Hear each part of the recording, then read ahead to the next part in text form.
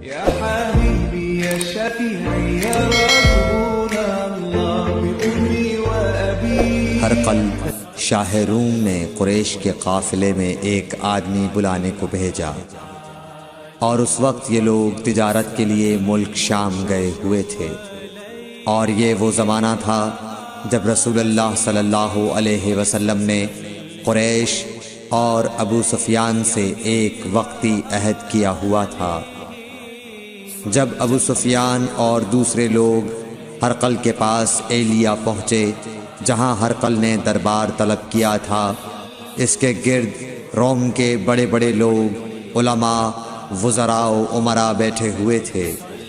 ہرقل نے ان کو اور اپنے ترجمان کو بلوایا، پھر ان سے پوچھا کہ تم میں سے کون شخص مدعی رسالت کا زیادہ قریبی عزیز ہے؟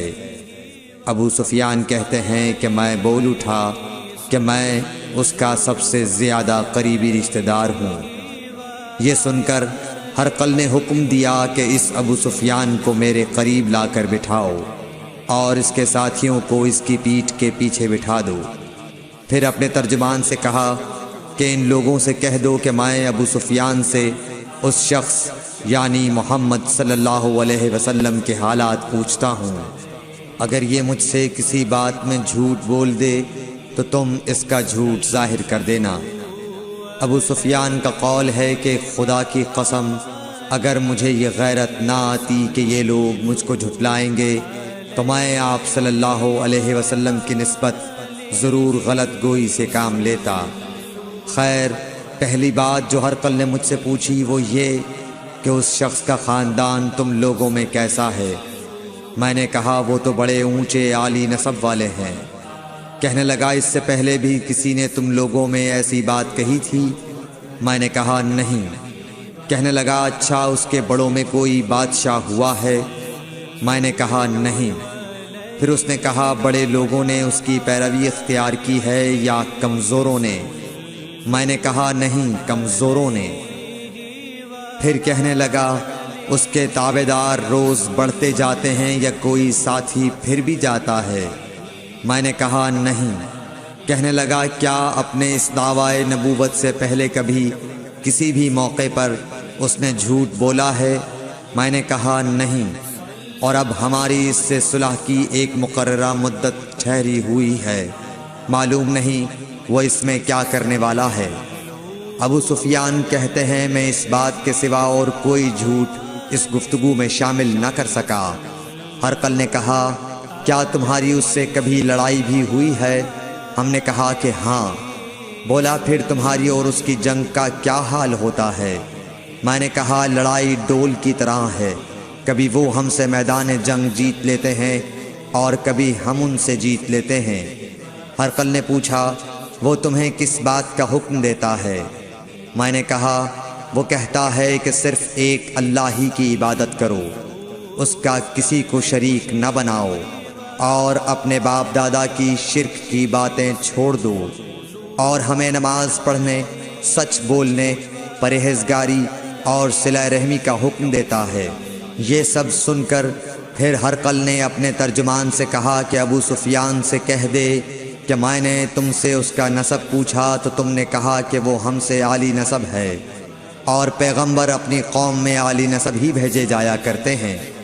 میں نے تم سے پوچھا کہ دعوی نبوت کی یہ بات تمہارے اندر اس سے پہلے کسی اور نے بھی کہی تھی؟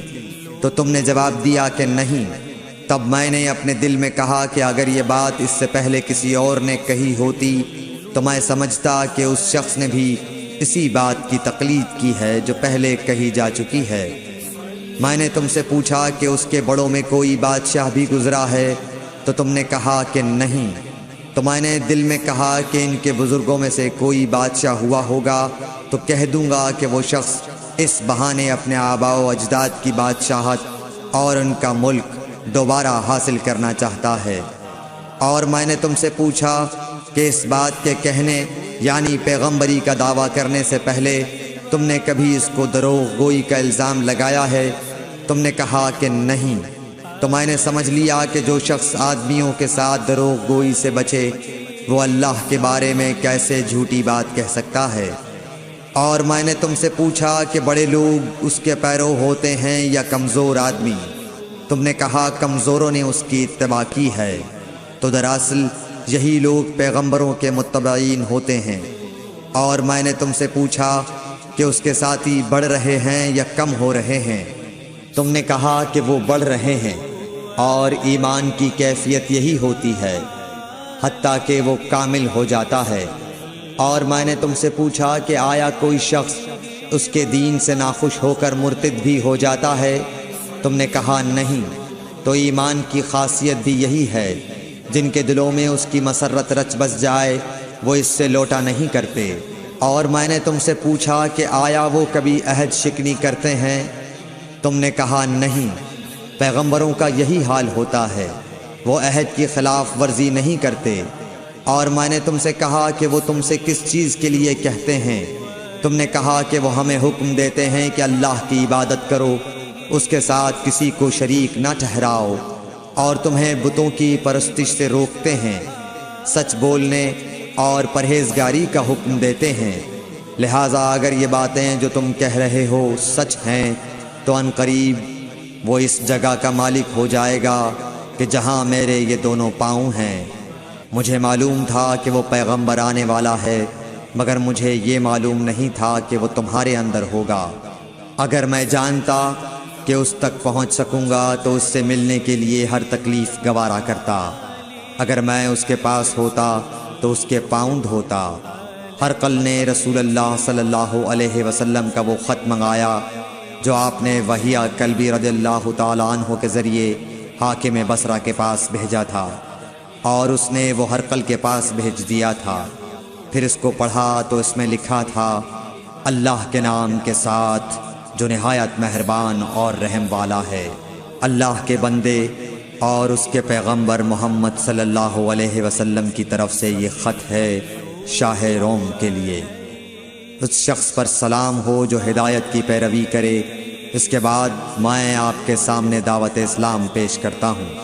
اگر آپ اسلام لے آئیں گے تو دین و دنیا میں سلامتی نصیب ہوگی، اللہ آپ کو دوہرا ثواب دے گا، اور اگر آپ میری دعوت سے روگردانی کریں گے تو آپ کی رعایا کا گناہ بھی آپ ہی پر ہوگا۔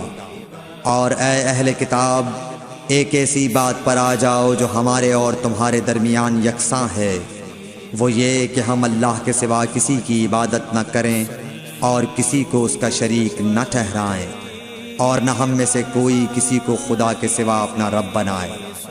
پھر اگر وہ اہل کتاب اس کتاب سے منہ پھیر لیں تو مسلمانوں، تم ان سے کہہ دو کہ تم مانو یا نہ مانو، ہم ایک خدا کے اطاعت گزار ہیں۔ ابو سفیان کہتے ہیں، جب ہرقل نے جو کچھ کہنا تھا کہہ دیا اور خط پڑھ کر فارغ ہوا تو اس کے ارد گرد بہت شور و غوغا ہوا، بہت سی آوازیں اٹھیں اور ہمیں باہر نکال دیا گیا۔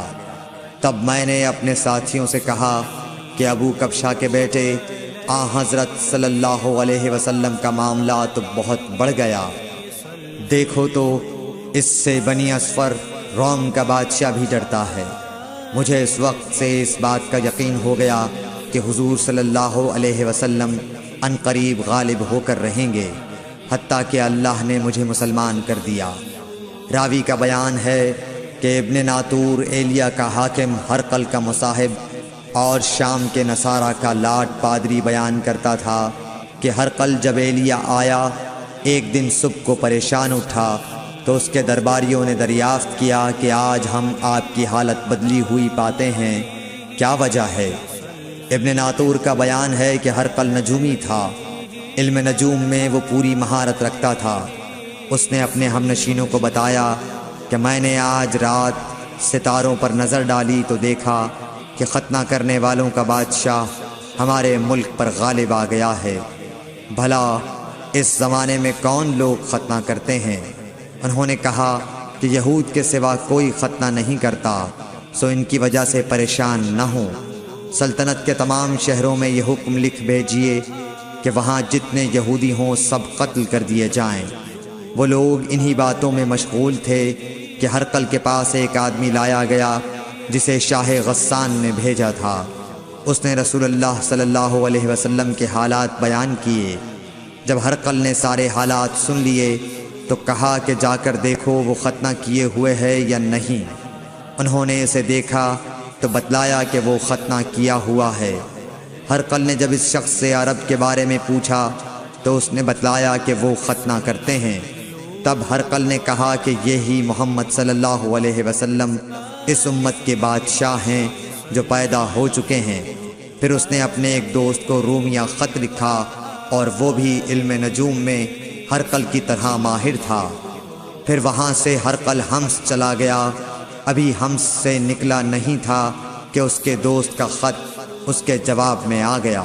اس کی رائے بھی حضور صلی اللہ علیہ وسلم کے ظہور کے بارے میں ہرقل کے موافق تھی کہ محمد صلی اللہ علیہ وسلم واقعی پیغمبر ہیں۔ اس کے بعد ہرقل نے روم کے بڑے آدمیوں کو اپنے حمص کے محل میں طلب کیا اور اس کے حکم سے محل کے دروازے بند کر لیے گئے۔ پھر وہ اپنے خاص محل سے باہر آیا اور کہا، اے روم والو، کیا ہدایت اور کامیابی میں کچھ حصہ تمہارے لیے بھی ہے؟ اگر تم اپنی سلطنت کی بقا چاہتے ہو تو پھر اس نبی صلی اللہ علیہ وسلم کی بیعت کر لو اور مسلمان ہو جاؤ۔